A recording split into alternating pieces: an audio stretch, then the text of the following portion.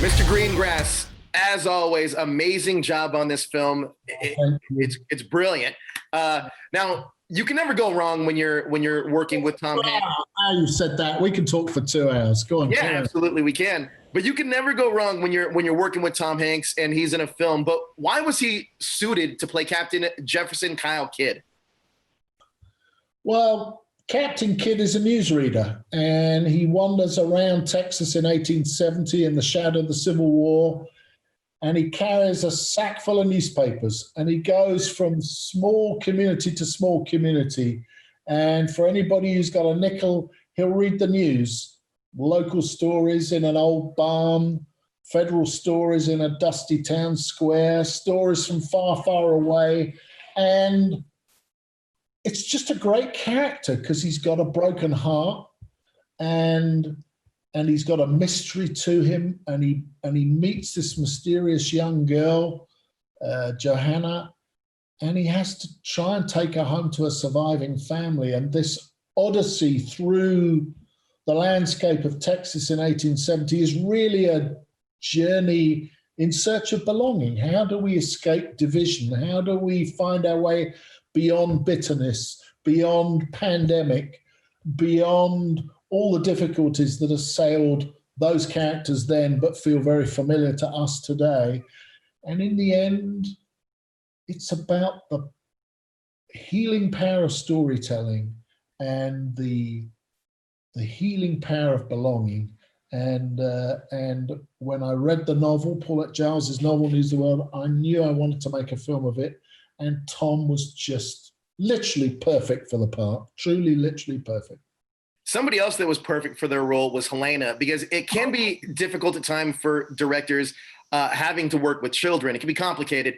And that script, I can only imagine, is a daunting task for anybody, let alone a 10-year-old or 12-year-old. But she's perfect for the role, and all of her acting is done in her eyes. And can you talk to me just about why she was the right choice? Because she knocks it out of the park in this film. Absolutely. You know, it's funny. When you make a film, when you start on a film, you always have a sense of what your big challenges, where your big difficulties, what the big rocks are ahead of you.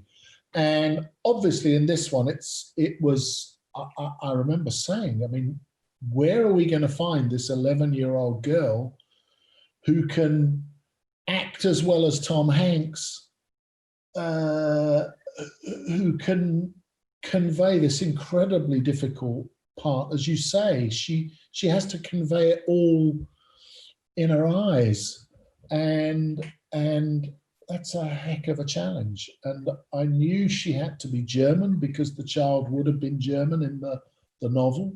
So a lot of Germans who came to Texas in search of cheap land or free land. And I thought, this is going to take months and months and months. As it turned out, it was the easiest decision of the entire film. Gail Mutrix is one of the producers, said to me, "Have you seen this film, System Crasher, that won the prize at Berlin the other week?" And I said, "No, I'm really looking forward to seeing it." She said, "Oh, I've got a copy. I'll send it to you." She sent it to me. I watched it that night. I mean, Helena is magnificent in that film, absolutely magnificent. And then I said, I must meet her. She came over with her mother the next week, and we spent the day together, and her mother filmed her, and we did some workshopping and played some scenes. And I said, literally after about 6 hours, I said, well, she's Johanna. In fact, it was very strange because after we'd spent 4 or 5 hours, I said, "Oh, by the way, do you ride horses? Are you comfortable around horses?" "Oh, I love horses," she said. "I love horses. I've got my own horse." I said, "Well, this is just absolutely made." So then she got the part. And, you never know with a young girl, a young child, she's 11 years old, how's she going to be when you turn over, when you're on set, when it's difficult, when we're doing all this stuff. And the first day we shot the scene where they meet in the woods at the beginning of the movie.